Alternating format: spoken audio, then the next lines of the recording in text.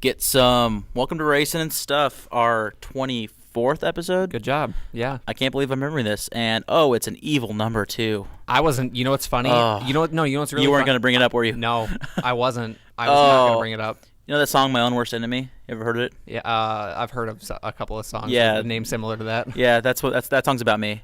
Sometimes, no surprise to me, I am my own worst enemy. I was not. I seriously, I thought about it, and I was not going to bring it up. Actually, I was thinking earlier today I was going to ask you if it was our 88th show yet. Yeah, no, I was not going to bring it up, but you brought it up for me. Might as well, because, this is his last year and he's going to retire and everything. So, it's like the Salute to You Tour 09 or something like that. I don't know. His back apparently hasn't gotten any better. I thought it was, but it's been better, but apparently it's not. We're talking about Gordon, by the way. Jeff Gordon's back. He's number 24, episode 24, for those of you that don't know. But his back has not been helping him. Anyway, tangent. I like that how we start every show on a tangent, though. I like that. Because we're going to spend the next hour. Accidentally on purpose. Because everything's going to end up being so tunnel vision the rest of the way.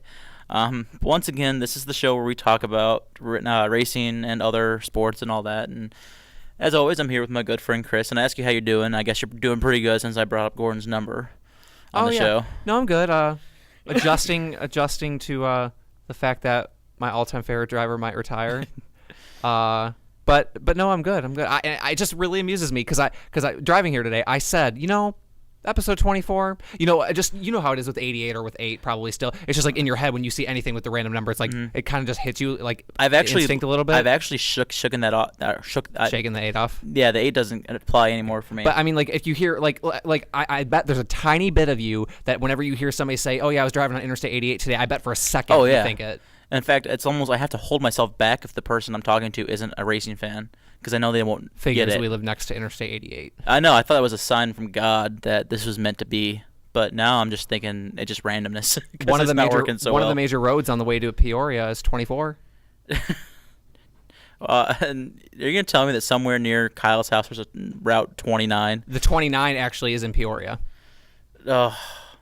20 actually. That makes sense. There's a sign. There's a sign. For at a juncture in Peoria where 29 and 24 meet. The only thing I can think of is, as far as my dad's concerned, that I always had like the number 14, and I'm his son. That flies back, Doug. I know, and you know what? I forgot to give him a credit last week. I will make sure to do so this week. But anyway, we're way off track, and anyway, yeah, we have happy 24. Yeah, happy 24. Yeah. So we had the big race yesterday. First one in a couple weeks, and it was at the famous Brickyard. And I got to tell you, that was a very disappointing result, in my opinion. Especially since Kyle called it. Disappointing for me, not so much, and this is why. I don't expect much from Indy. No, I mean disappointing that Johnson won. Oh, that was awesome. That was awesome. That's what I meant by Kyle calling it. Oh, yeah, I thought you meant the whole race was disappointing. No, that's kind of what I expect from Indy. And, I was actually more than anything pleased that we had all those green flag runs so that everything it seemed to go by in a breeze to me. It did. It was a very quick race. I think only 3 the entire race, 3 cautions. The way it's a quick race is when at the end they're filling their time with interviewing like the 13th place driver. Oh yeah, I was like, finally you were like, are we gonna watch the rest of the interviews? No, we're gonna play Guitar Hero. Yeah, but no. You might have been out of the room when I said it. We watched it with our guest host Kyle from a couple weeks ago and his brother Josh. And I said to them, you might have been out of the room, that I actually thought. Even, when Montoya was dominating, I thought it was okay, but I think the finish was a little more exciting for me, obviously, because of Johnson with Hendrick than like you or Kyle. Yeah, well, and another thing, too, was like, I never expected Martin to be able to challenge him once Johnson got in front of him and all that. I know. I think you take any of the top 5 cars, put them in the lead, they win that race just because of the clean air is so important. And, something I wanted to bring up to you, I can't believe ESPN wasn't all over the clean air aspect of this race because it was a huge storyline and they weren't talking about it the entire time. Yeah, I wanted to bring up something that you've said a couple of weeks, and I've never you've said this for a couple of weeks running now, and I've never really seen it. I mean, I'm not saying I've disagreed with you, but I haven't really seen it. But this car, because if you remember, this car with racing is just because you remember.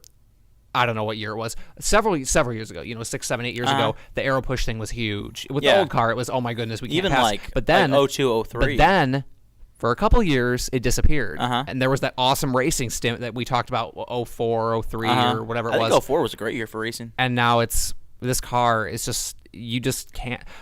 A good example, Montoya. Yeah, Montoya. And honestly, there's a quote from Johnson after the race. They're asking him, like, do you think you could have beaten Montoya straight up or anything like that, or your car was as good as his? And he said, I was never close enough to him to find out what my car was next to him. And honestly, I don't know how good Montoya's car really was. All I know is that he got the lead early and basically never lost it until he got caught speeding. And he basically led the rest of the way, and that basically from like lap 10 to lap 120 or whatever. Yeah, 130 without a break almost. Only green flag pit stop for breaking him up. It's just it's interesting. I mean, then again, I don't expect much from Indy. I don't expect much from the track we're going to this weekend. Or Pocono. But I thought it was, okay. One of the more impressive things for me was, somebody like a Logano that started in the back and came up to 12th. Because think about it, it's always been hard to pass at Indy, and now with this new car, I mean, impressive for him. It's just. I'm also looking up where Edwards finished too, because Edwards got like 15th. Yeah, 15th. Was I right? Yeah. 15th. And he started in the back too. That's actually higher than he was most of the race. Yeah, he was peaked. running. He ran terrible. He was terrible all weekend. And actually, I'd be worried for them because they haven't had much speed.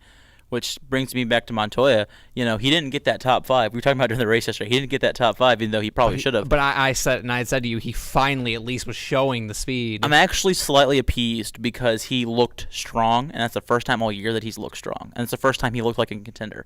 How funny is it that we just had that debate last week about that? Well, and I really want him to get top 5 so that you can feel it. Well, it's just that I just don't think it's right, and if it happens, then it'll be okay with me because I think he looks like he's going to make the chase. I just want him to get the top 5, so I'll be okay with him. I was gonna say so you can feel better, yeah. But at least if he's running well, then I can be okay. He's at least gonna be in the mix. Yeah. Because I don't want people in the chase who aren't going to be in the mix. There's obviously going to be a couple guys who won't be in the mix because bad luck, what have you.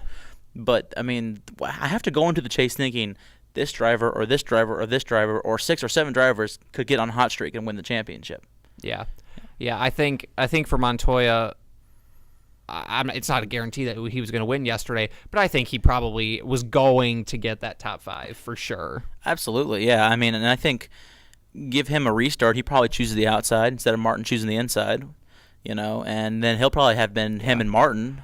Yeah, and though You said this yesterday while we were watching the race. Am I the only one that likes JPM or maybe Kyle said am I the only one that doesn't like him? Whatever. But I don't have a problem with him. And the thing is I feel bad. I saw several post race things that says that I'm sure you heard some stuff of some of his radio clips. They played it right on the radio. If they do this to me, I'm going to kill them, is the exact words that he used. Well, and then also he said, they showed, they didn't show us on the broadcast, but they played this later, that he said, did you hear the one about his wife and kids? Did you hear that one? Yeah, I swear on my wife and kids I did not speeding. So he seems, the thing is it's an electronic thing. It's not a stopwatch anymore. But he seems wholeheartedly that he did not speed. Well, you know what the big thing with him was, is that he had some sort of something in his car installed that is a light on his dashboard. That when it went to red, you were over. Yeah, when it goes red, you're over, and green, over. And it was green the whole time, he said. And he probably was watching that like a hawk because of that exact thing. Now, my point of it is how do you know it's accurate? These cars don't have speedometers. They always say when it comes to pit road speed, it's always an approximation of RPMs and a gear. Yeah, they always say like 3,800 in second or whatever. Yeah. Okay, pit road speed 3,800 in second. That's what you got to keep it at. And 3,800 in second gear for him might have actually been 60.11. That's what it was. Did you read the exact thing it was? No, I didn't. They have 8 areas where they get checked on pit road. And he was penalized in 2. I know that. Yeah, there were 2 of them that got caught. One, he was 60.08 and 60.11 miles per hour.